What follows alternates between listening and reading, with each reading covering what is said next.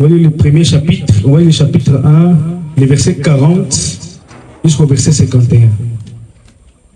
Papa Josh, qu'on peut lire pour nous, s'il vous plaît. Jean chapitre 1er, verset 40, le 40e verset jusqu'au verset 51. Oui. La Bible nous dit, André, frère de Simon-Pierre, était l'un des deux qui avait entendu les paroles de Jean et qui avait suivi Jésus. Yes. Ce fut lui qui rencontra le premier son frère Simon. Exact. Et il lui dit, nous avons trouvé le Messie, ce qui signifie Christ. Et il le conduisit vers Jésus. Jésus, l'ayant regardé, dit, tu es Simon, fils de Jonas. Fils de Jonas. Tu seras appelé Céphas, ce qui signifie Pierre. Le lendemain, Jésus voulut se rendre en Galilée et il rencontra Philippe. Il lui dit, suis-moi. Philippe était de Bethsaïda, de la ville d'André et de Pierre. Yes. Philippe rencontra Nathanaël et lui dit, nous avons trouvé celui de qui Moïse a écrit dans la loi et dont le prophète ont parlé. Yes. Jésus de Nazareth, fils de Joseph. Exact. Nathanaël lui dit, peut-il venir de Nazareth quelque chose de bon? Philippe lui répondit, viens et vois.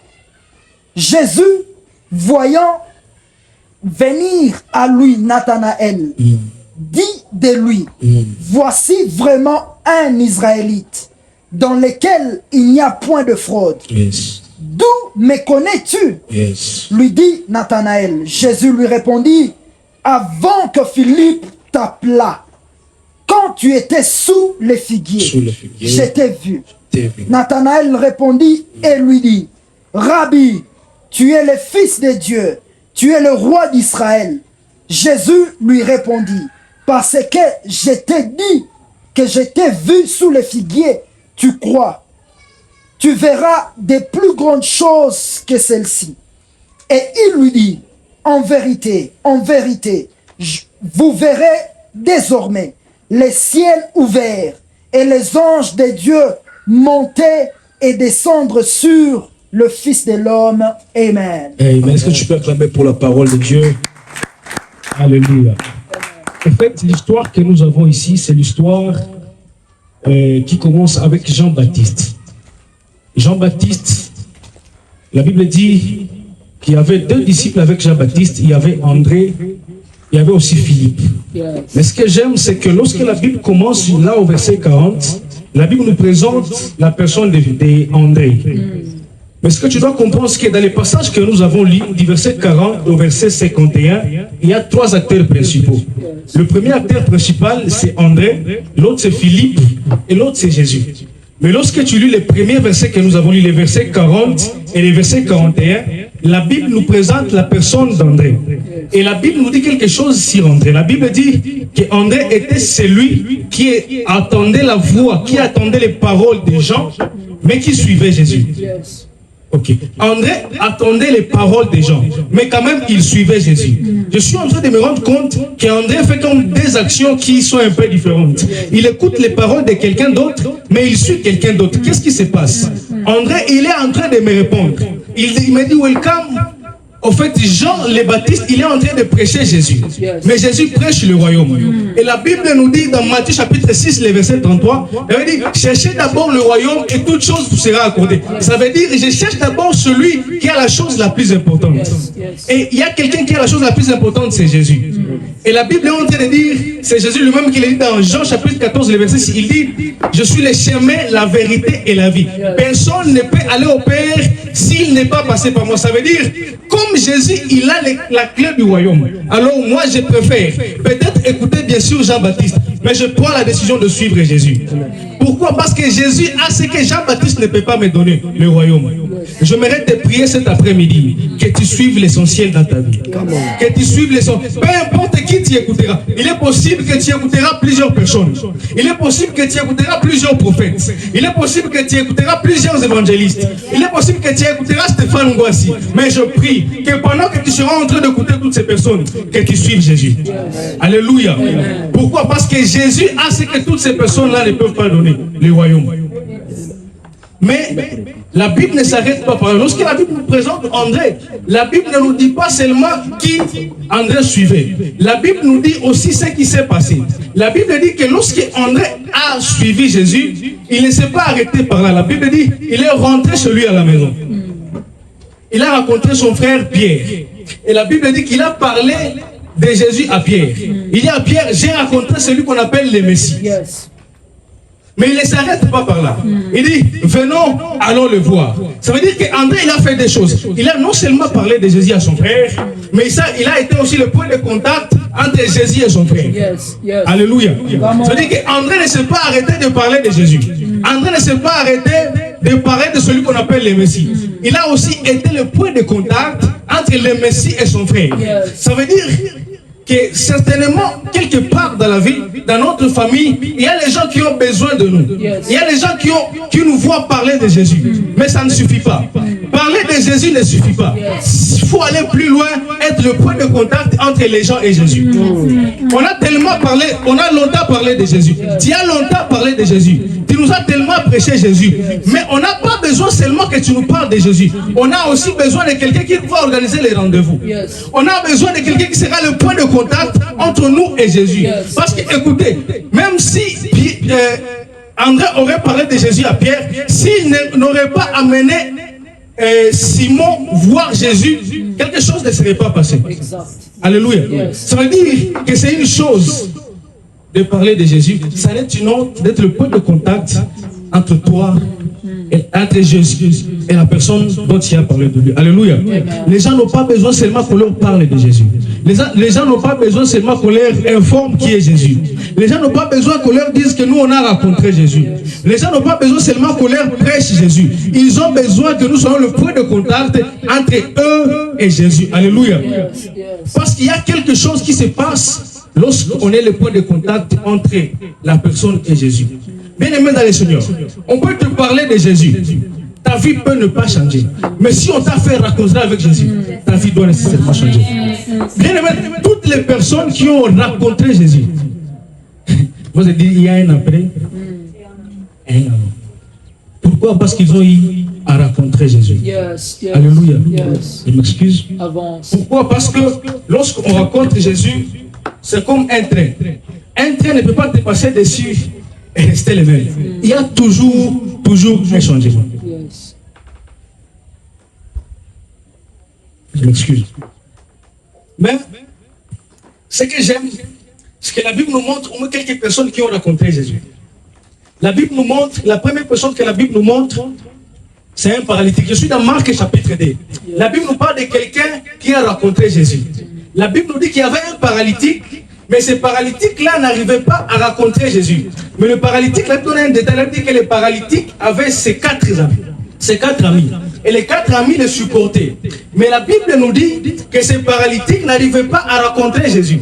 Ce paralytique n'arrivait pas à être à côté de Jésus. Il n'y avait pas moyen que ce paralytique puisse rencontrer Jésus. Mais la Bible dit que les amis de ce paralytique ont créé un trou dans le toit pour que cet homme puisse rencontrer Jésus. Ça veut dire que les amis de ce paralytique, ils ont été le point de contact entre ces messieurs-là et Jésus. Et la Bible déclare que lorsque les messieurs a rencontré Jésus, lui qui les supportait, c'est lui qui l'a supporté. Ça veut dire lorsqu'on rencontre Jésus, il y a des choses qui se passent dans notre vie. Les gens qui nous supportaient, il est possible que nous aussi, quelque part, nous puissions les supporter. Longtemps, papa Stéphane nous a supportés. Il est possible que nous aussi, quelque part, nous puissions le supporter. La solution, c'est de rencontrer Jésus. Maintenant, nous sommes comme les André là, qui vont jouer le point de contact entre la personne qui a besoin de rencontrer Jésus et Jésus lui-même. Alléluia. Pourquoi? Parce que lorsqu'on rencontre Jésus, il y a toujours quelque chose qui se passe. La vie de celui qui rencontre Jésus est toujours transformée. Tu ne peux pas me dire que tu as un jour rencontré Jésus et je ne te vois pas un changement dans ta vie. tu mens. Lorsque tu rencontres Jésus, quelque chose se passe. C'est la même chose qui se passe à la piscine de Bethesda. La Bible déclare qu'il y a un homme qui est là depuis 38 ans. Une maladie de 38 ans. Mais il a fallu seulement une rencontre avec Jésus, pas deux rencontres, mais une seule rencontre avec Jésus. Et le monsieur a eu la guérison que les autres n'avaient pas. Ça veut dire que lorsqu'on rencontre Jésus, qu'il pleuve, qu'il neige, notre vie change. Que ce soit notre vie sanitaire, notre vie financière, peu importe la vie que tu as, la minable vie que tu peux avoir est capable de changer si seulement tu rencontrais Jésus. Et pour cela, il faut un André. Alléluia. Celui qui ne va pas seulement parler de Jésus. Celui qui ne va pas rencontrer que celui, il a rencontré Jésus, mais qui sera aussi le point de contact entre les gens et Jésus. Alléluia. Mais au verset 43, la Bible nous parle de quelqu'un d'autre qu'on appelle Philippe. Lorsque la Bible nous parle de Philippe, la Bible nous montre où était Philippe. La Bible dit que Philippe était à Bethsaïda. Alors que Bethsaïda veut dire maison d'approvisionnement. C'est la maison où on se sent en sécurité. Ça veut dire que Philippe était quelque part où il se sentait en sécurité. La Bible descend au verset 44, la Bible nous parle de Nathanaël. Lorsque la Bible nous parle aussi de Nathanaël, la Bible nous montre aussi la position de Nathanaël. La Bible nous dit que Nathanaël était sous les figuiers. Alléluia. Mais lorsque je parcours ma Bible, je me rends compte que Nathanaël n'est pas le seul à fuir sous les figuiers. Il y a aussi quelqu'un d'autre dans Genèse chapitre 3, le verset 7. La Bible nous parle d'Adam et Ève. La Bible nous dit que lorsque Adam et Ève avaient déjà mangé le fruit, lorsqu'ils avaient déjà péché, la Bible nous dit qu'ils ont fui, mais sous les figuiers. Ça veut dire que la méthode de l'homme pour chercher la sécurité a toujours été sous les figuiers. Mais ce que j'aime, c'est la méthode de Dieu. Parce qu'en fait, la méthode de Dieu, c'est la méthode végétale. Mais la méthode de Dieu, c'est la méthode animale. Ok, là où la méthode végétale n'a pas réussi, la méthode animale a réussi. Pourquoi? Parce que là où le figuier n'a pas réussi, Jésus a réussi. La Bible déclare que lorsque nous sommes sous les figuiers, on a besoin de quelqu'un, de la sécurité. Et il n'y a pas une grande sécurité que Jésus. Il n'y a pas une meilleure sécurité que la sécurité que se trouve en Jésus. Ça veut dire que lorsque l'homme a la tendance à fuir sous les figuiers, Dieu nous propose un plan, Jésus.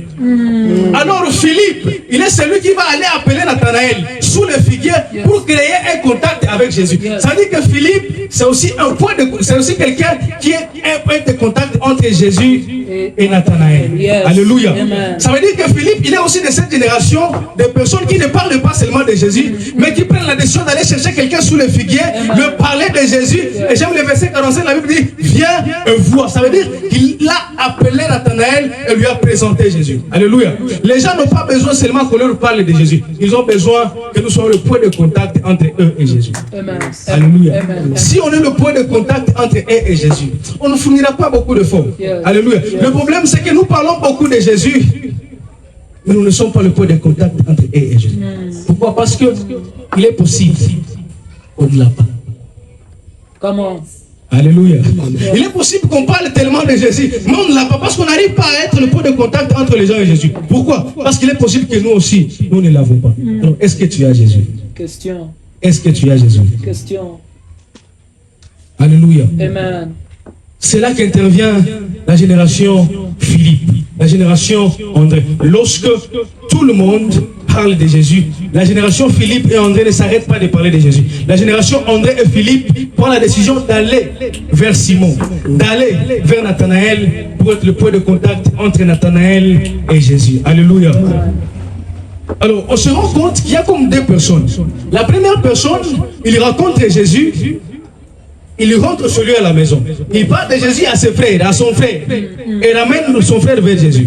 La deuxième personne, il parle de quelqu'un qui n'est pas de sa famille. Il trouve quelqu'un sous les figuiers, lui parle de Jésus et il lui amène vers Jésus. Ça veut dire qu'il y a comme deux personnes. Il y a comme une génération de gens qui parlent de Jésus dans leur famille. Et il y a une génération de gens qui parlent de Jésus loin de leur famille. Ça veut dire, la génération André parle de Jésus dans leur famille. Dans toute la famille, tu parles de Jésus et tu as le point de contact entre Jésus et ta famille. La génération Philippe parle de Jésus, mais c'est une génération qui est le point de contact entre le monde entier et Jésus. Pour notre sous-thème, la génération André-Philippe. Alléluia. La génération André-Philippe. Ça veut dire que c'est une génération qui ne s'arrête pas seulement dans la famille, mais c'est une génération qui part loin pour être le point de contact entre le monde et Jésus. Alléluia. La génération André-Philippe est celle qui ne s'arrête pas à être au point de contact entre la famille et Jésus. Qui ne s'arrête pas à la famille pour parler de Jésus. La génération André Philippe, c'est une génération qui va au-delà de la famille pour parler de Jésus et pour être le point de contact entre Jésus et le monde. Alléluia. Amen. Mais ce que j'aime, c'est qu'au fait, l'histoire de Philippe est en train de se passer à Bethsaïda, comme je l'ai dit. Et si vous lisez bien, si vous avez bien fait votre devoir de géographie, vous allez comprendre que Bethsaïda, c'est à l'ouest du lac de Génézareth. Et à l'ouest veut dire à la gauche. Et dans les plans de Dieu, Dieu ne nous veut pas à la gauche. Dans les plans de Dieu, Dieu ne nous a jamais voulu être à la gauche. Raison pour laquelle vous allez comprendre que lorsque Caïn a péché, Dieu lui a envoyé à l'Orient où c'est à la droite. Lorsque Adam et Ève ils ont péché, Dieu ne les a pas envoyés à l'Occident, il les a envoyés à l'Orient. Pourquoi? Parce qu'à l'Orient c'est à la droite. Ça veut dire, lorsque nous lisons la Bible, on se rend compte que Dieu n'est pas pour que nous puissions rester à la gauche.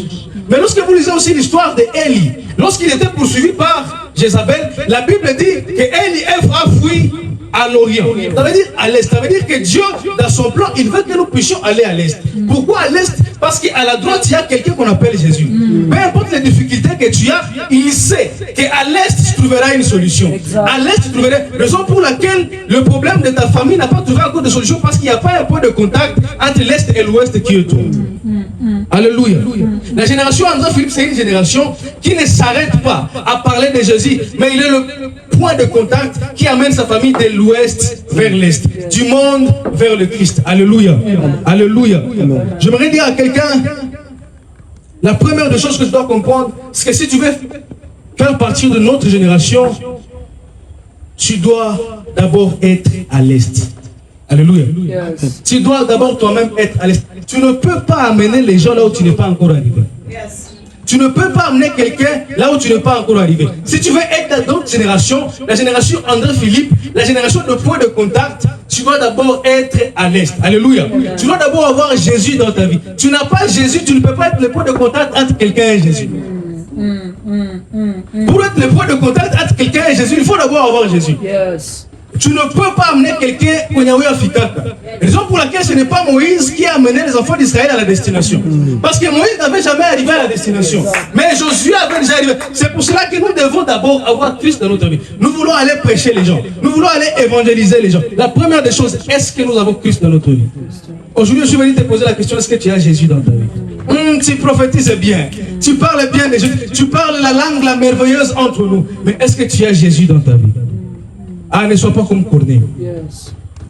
Est-ce que tu as Jésus dans ta vie? Tu n'as pas Jésus dans ta vie, mon frère. Tu ne peux pas être le point de contact entre ta famille et Jésus. Alors que ta famille a besoin d'une certaine transformation. Alors que nous venons de voir que la transformation ne se trouve qu'en Jésus. Yes. Est-ce que vous connaissez Jésus? Alléluia. Est-ce que tu as Jésus? Yes. Écoutez. La génération André Philippe, la génération qui est le point de contact entre Jésus et le monde, la première des choses, c'est une génération qui est assise et stable dans la parole. La Bible déclare qu'André écoutait les paroles des gens, alors que Jean ne parlait pas. Alléluia. Jean ne parlait pas parce que lorsqu'il parle, je pense que c'est dans Jean chapitre 1, le verset 12, il dit, je suis la voix de celui qui crie dans le désert. Jean n'est que la voix. Ça veut dire que lorsque la Bible dit qu'André écoutait les paroles des gens, en réalité ce n'est pas les paroles des gens, il écoutait la voix des gens, mais les paroles c'était les paroles de Dieu. Ça veut dire que la génération André, c'est une génération qui est assise dans la parole. C'est une génération qui est solide dans la parole. Est-ce que tu es assise dans la parole? Alléluia. Amen. La première des choses, c'est que tu ne peux pas parler à quelqu'un de Jésus. Tu ne peux pas être le point de contact entre quelqu'un et Jésus si tu n'es pas stable et assise dans la parole. Yes. La deuxième des choses, c'est que la génération André Philippe, c'est une génération qui sait accepter les grâces des autres. Yes, yes, yes. Alléluia. C'est accepter les grâces des autres. La Bible déclare que lorsque Philippe a amené Nathanaël, la Bible dit que Nathanaël a donné Jésus a donné quelque chose qu'il n'a pas donné, a donné quelque chose à Nathanaël qu'il n'a pas donné à Philippe. La Bible dit au verset 51, désormais toi tu verras les anges monter et descendre. Une dimension que Philippe n'avait pas, alors que Philippe a été là avant Nathanaël. Ça veut dire que tu peux prêcher quelqu'un, tu peux amener quelqu'un chez le Christ, tu peux être le point de contact avec quelqu'un. Lorsqu'il arrive, il reste avec Jésus, il devient plus intime avec Jésus que toi. C'est-à-dire que tu peux prêcher quelqu'un. Tu peux le point de contact entre quelqu'un et Jésus. Mais lorsqu'il arrive chez Jésus, il a des dimensions que toi, tu n'as jamais eues. Alors la génération entre Philippe, c'est une génération qui sait que nous allons prêcher les gens. Nous irons au marché, nous allons prêcher les gens. Nous allons peut-être délivrer les gens. Mais il est possible qu'après la délivrance, qu'ils parlent la langue. Yes. Peut-être toi, tu n'as jamais parlé à langue. Tu sais bien prêcher, tu sais bien prophétiser. Mais il est possible que tu n'as jamais parlé à langue. Mais une fois tu finis une délivrance, les délivrés parlent la langue. Yes. La génération entre Philippe, c'est une génération qui sait accepter les grâces des autres. La Bible déclare que lorsque André amène Simon, la Bible dit que si, directement à la rencontre, Jésus fait quelque chose avec Simon. La Bible dit que Jésus surnomme Simon. Il dit, désormais, tu t'appelleras Céphas, qui signifie Pierre. Quelque chose qu'il n'avait pas fait avec André. Il est possible que au chat à foutagine, au chat tu amènes un petit de quelque part, tu lui fais recevoir Jésus-Christ. Il arrive ici, déjà Dieu lui donne un nom. La génération André Philippe, c'est une génération qui sait accepter les grâces des autres. Alléluia. Les soyez, ils disent Néma. Alléluia. Amen.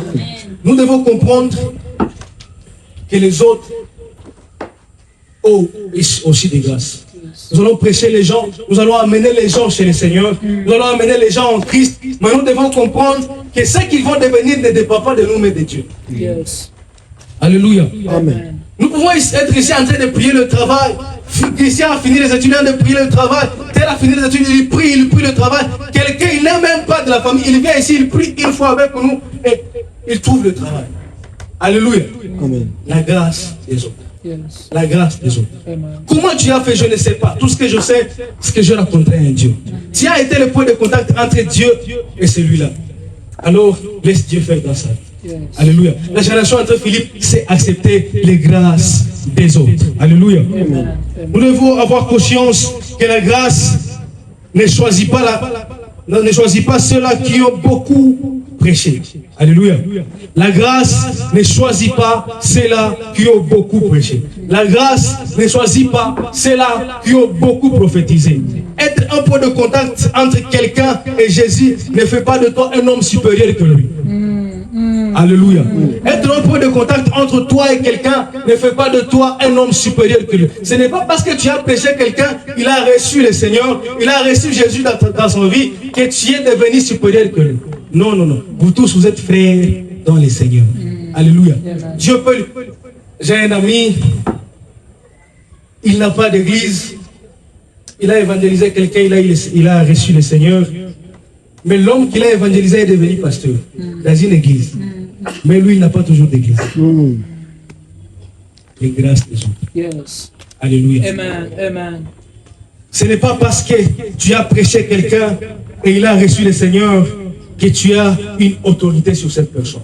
Alléluia. C'est le Seigneur qui a une autorité sur nous tous. Ce n'est pas parce que tu m'as prêché, tu m'as amené dans la famille, que tu as une autorité sur moi. Non. Tous, le point commun, c'est que Jésus, Dieu, il est celui qui a une autorité sur nous tous. Tu n'as pas une décision à prendre sur moi. Tu n'as pas une décision à prendre sur moi. Ce n'est pas parce que tu as parlé à langue avant moi que tu as une décision à prendre sur moi. Ce n'est pas parce que tu as prophétisé avant moi que tu as une décision à prendre sur moi. Je peux écouter tes conseils, mais Dieu reste le seul maître. Alléluia. Tous, vous êtes sous l'autorité du Christ. Dieu ne travaille pas avec celui qui est venu le premier, il travaille avec qui il veut quand il veut. Dieu ne travaille pas, Dieu ne répond pas à celui qui est venu le premier. Dieu ne répond pas à celui qui est venu en premier. Dieu répond qui il veut quand il veut. Ça peut être toi comme ça peut ne pas être toi. Dieu fait avec qui il veut, quand il veut. Alléluia.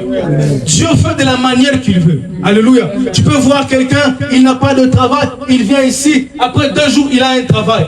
Comment tu as reçu le travail? Non plus tous les jours. Tu dis, moi aussi, je ne sais pas. J'étais dans une boutique, comme le frère Jovial l'a dit, on m'a appelé, il y a un papa qui est venu pour acheter je ne sais pas quoi, et il m'a apprécié, il m'a appelé chez lui, je suis parti, il m'a demandé si j'ai étudié, j'ai dit oui, et il m'a donné un travail. On a dit que je serais logisticien. Comment tu as ce travail? Je ne sais pas. Mais tout ce que je sais, c'est que j'ai un travail. Je priais, tu m'as aidé à être le point de contact avec Jésus. Et ton Jésus là, il m'a donné le travail. Mais logistique c'est quoi? Je ne sais pas. Je suis déjà sur ChatGPT pour comprendre c'est quoi la logistique. Mais je ne sais pas. Je ne comprends pas que qu'est-ce qui se passe? Mais on commence à m'appeler Maman Log. Qu'est-ce qui s'est passé? Tu as été le point de contact entre cette personne et Jésus. Et sa bénédiction ne dépend pas de toi désormais, mais sa bénédiction dépend de Jésus. Je prie que tu sois le point de contact. Je prie que tu sois de notre génération André Philippe. La génération qui va être la source de plusieurs bénédictions. Je prie que tu comprennes aussi les grâces des autres. Que tu comprennes que je peux être là les premiers, mais être touché les derniers. Qu'être touché les derniers ne fait pas de moi un raté. Être touché les derniers fait de moi quelqu'un qui a été touché par Jésus. Alléluia. Ce que nous devons comprendre, c'est qu'avant que les gens que nous prêchons viennent à Christ, les Christ les connaissaient déjà. Tu dois comprendre qu'avant que celui que tu as prêché puisse venir en Christ, Christ les connaissait déjà. C'est en fait ce qu'il est en train de dire à Nathanaël. Il dit, avant que Philippe vienne te prêcher sous les figuiers, je te connaissais déjà. Il est possible que ce monsieur, il a été un prophète avant toi. Il manquait seulement un point de contact entre lui et Jésus. Il est possible que ce monsieur puisse être quelqu'un de grand avant toi.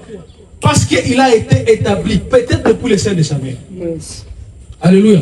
Ça veut dire que nous, bien aimés dans le Seigneur, nous allons prêcher les gens. Nous allons parler de Christ aux gens. Nous serons le point de contact entre les gens et le Christ. Mais nous devons savoir que leur évolution dans le Christ ne dépend pas de nous. Ça dépend de Dieu.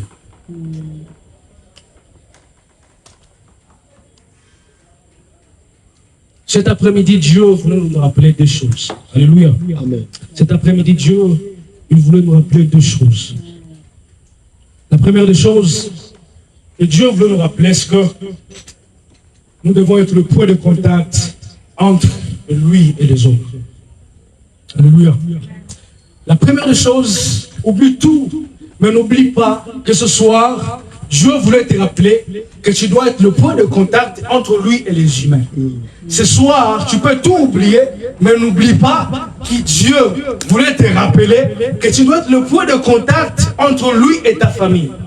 Ce soir, oublie tout, mais n'oublie pas que Dieu voulait te rappeler que tu dois être le point de contact entre toi et ton auditoire.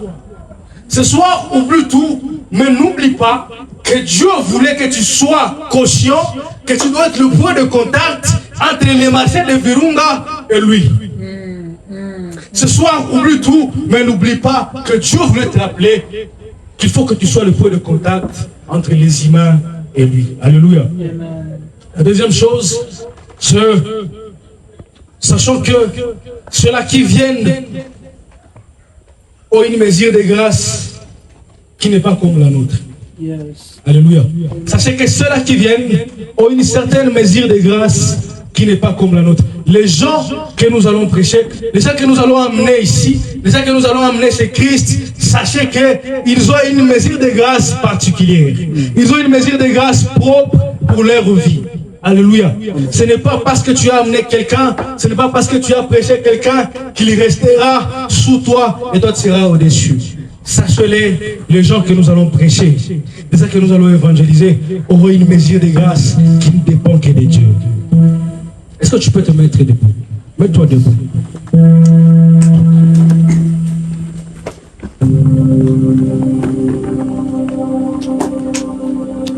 En fait, le point de contact avec Dieu transforme une certaine vie. Le point de contact avec Dieu transforme une certaine vie. Lorsque quelqu'un rencontre Christ, bien aimé dans le Seigneur, sa vie est transformée. Et je suis sûr et certain que ta famille a besoin d'une certaine transformation. Je suis sûr et certain que ton ministère a besoin d'une certaine transformation. Je suis sûr et certain que ton quartier a besoin d'une certaine transformation. Alors tu vas dire à Dieu, Seigneur, je mérite le point de contact entre plusieurs personnes et toi. Seigneur, je mérite un point de contact entre plusieurs personnes et toi. Oh Éternel Dieu des armées, pendant que tu es en train de oindre certaines personnes, Père éternel, fais de moi un point de contact entre toi et ces personnes-là.